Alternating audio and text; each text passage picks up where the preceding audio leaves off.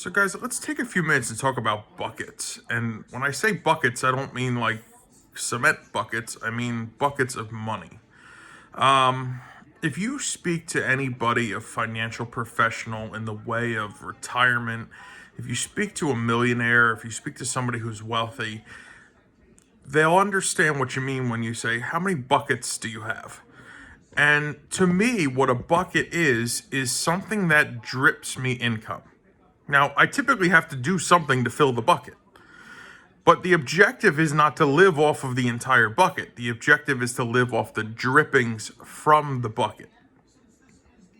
So as you accrue assets, as you build wealth, as you build different ventures in your life, the idea is to create buckets. And typically in retirement, when you talk to a financial advisor, they talk to you about how many buckets of income, whether it's an annuity or an IRA or whatever they financial product they sell you that creates a drip of income. And that's essentially what retirement is. Now, I've lived off of this theory my entire life. I have built businesses and bought real estate holdings and traded the market and created buckets. I don't live off of one source of income. I live off of the drippings that come from multiple buckets.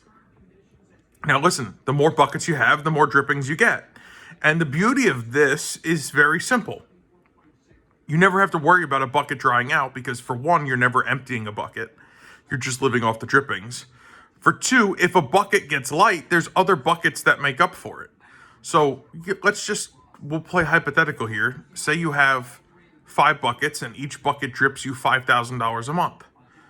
Well, that's not emptying each bucket every month. That's just the drippings from each bucket. That's what's left over. That's your dividend from each bucket. Now, one bucket, for whatever reason, that asset gets sold or has an issue and needs to be liquidated or whatever it may be, you still have 4 other buckets. If I never dry it, if I focus on never drying out a bucket, I always have drippings, and that's the objective here. The objective is to live off of the drippings. So whatever it is you're doing in your life, listen, your job may fulfill one bucket.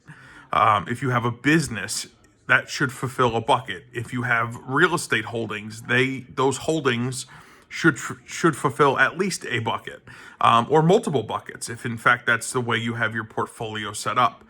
Your trading account should be a bucket.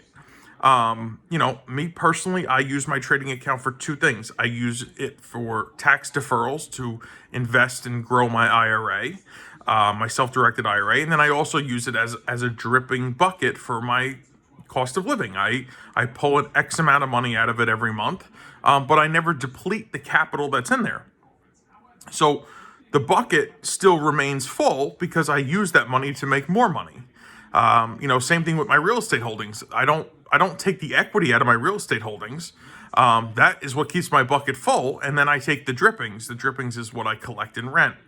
And I don't take all of it because I know that sometimes I have to reinvest some of those drippings, and this way that the fat's there. It doesn't curve my lifestyle.